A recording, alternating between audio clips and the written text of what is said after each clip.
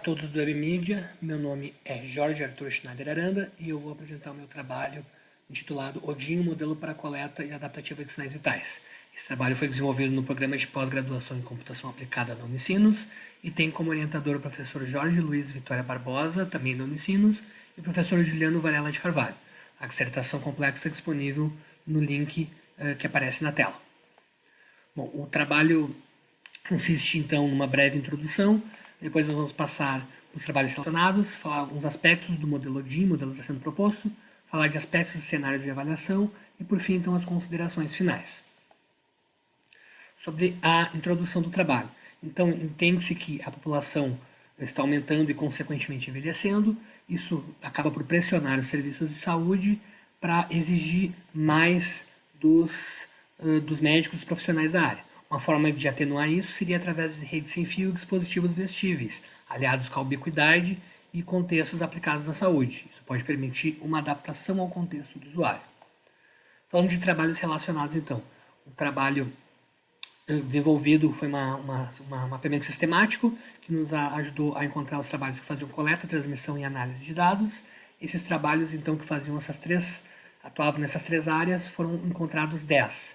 Desses 10 trabalhos, então, foram encontradas algumas lacunas, como se era considerado o contexto não fisiológico, outros dados do usuário que não sinais vitais, se era feita alguma otimização da coleta de sinais vitais e se era feita alguma economia nos recursos computacionais. E nenhum dos trabalhos atendeu a lacuna totalmente.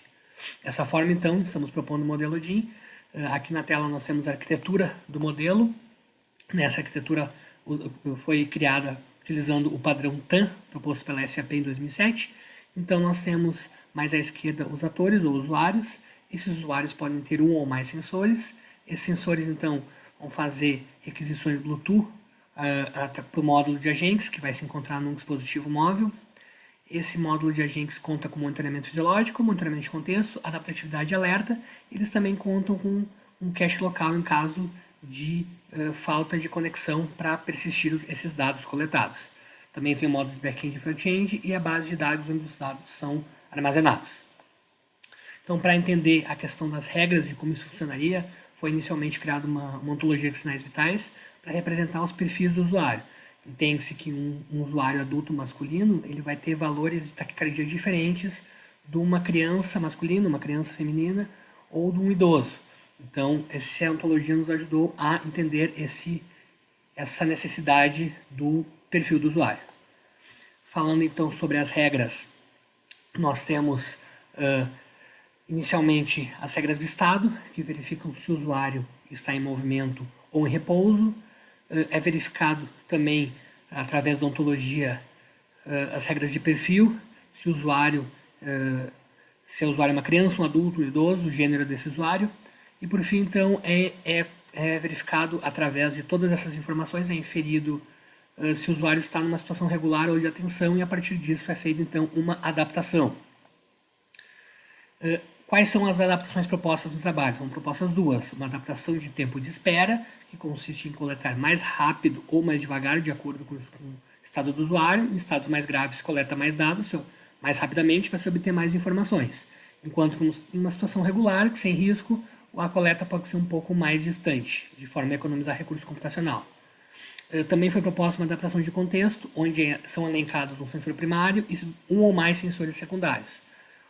Se o sensor primário sair do estado que é considerado normal para o usuário, os sensores secundários são disparados e eles começam a coletar também mais rápido ou mais devagar.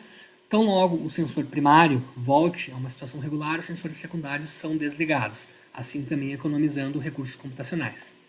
Aqui então nós temos também a representação multi-agentes, com os mesmos agentes propostos ali que estão sendo exibidos na arquitetura, e com suas percepções em rosa e as suas ações em verde. E também a questão de envio de alerta mensagens no caso do agente de alerta. Bom, passado então essa parte conceitual do modelo proposto, vamos exibir então as avaliações.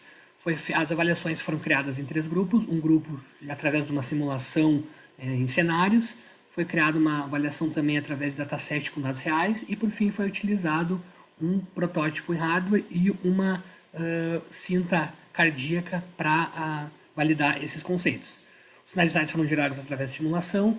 Para fins ainda dessa simulação, dessa primeira avaliação, cada coleta de sinais vitais a gente estimou que consumiria 0,1% de bateria.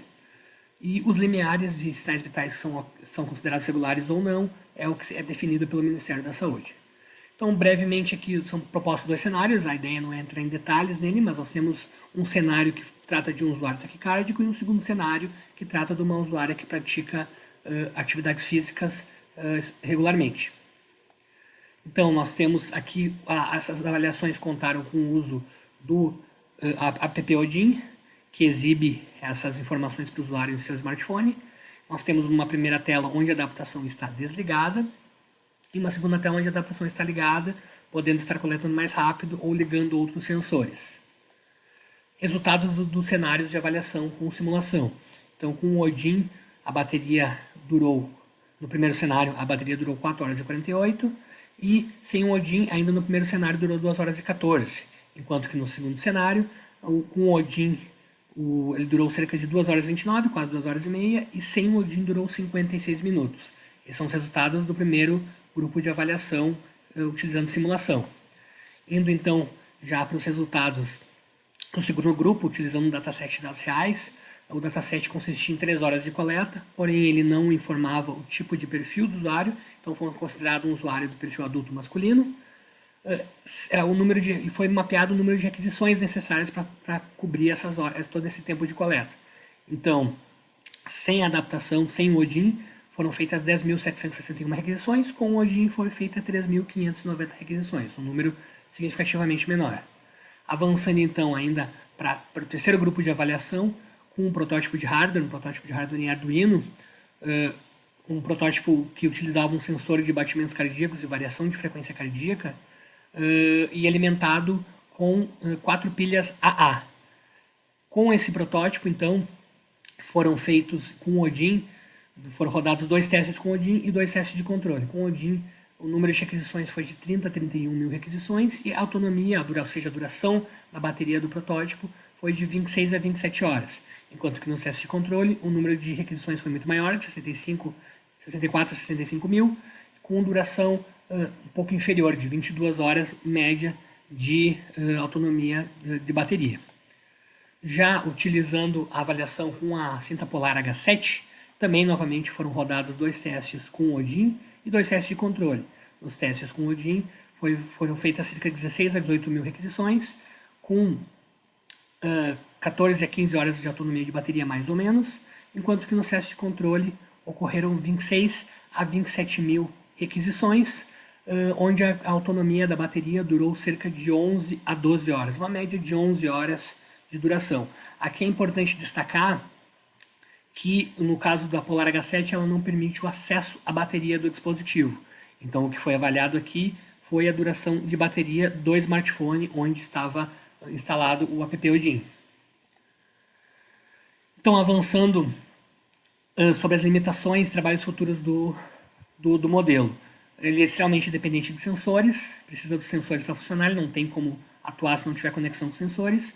Ele pode não pegar alterações súbitas de sinais vitais, uma vez que se a coleta estiver muito longa, ela pode passar e uma alteração súbita não ser detectada. Ele necessita do smartphone constantemente, se o usuário se distanciar do smartphone ou deixar nele em algum lugar, ele pode não coletar algum dado. Também, futuramente, é necessário fazer um teste de escalabilidade, assim como fazer uma avaliação com mais usuários, desde que essa seja aprovada por uma comissão de ética. Por fim, então, entende-se que o trabalho conseguiu propor um modelo adaptativo de sinais vitais. A sua utilização sugere uma economia de bateria usando dispositivos vestíveis, permite também fazer uma melhor análise histórica de contexto do usuário, e ele é melhor usado em casos de prevenção, pelo custo desses dispositivos serem muito mais baratos que dispositivos profissionais, de hospital mesmo. Para finalizar, então, aqui tem as produções. Foram publicados 3 artigos em periódicos internacionais, 2 congressos, o SB Cup e o próprio WebMedia aqui em 2019, além de 3 registros de software registrados junto ao INPI, que já estão concluídos nesse sentido. Então, de minha parte é isso. Fico à disposição do público aí do WebMedia para maiores esclarecimentos. Obrigado.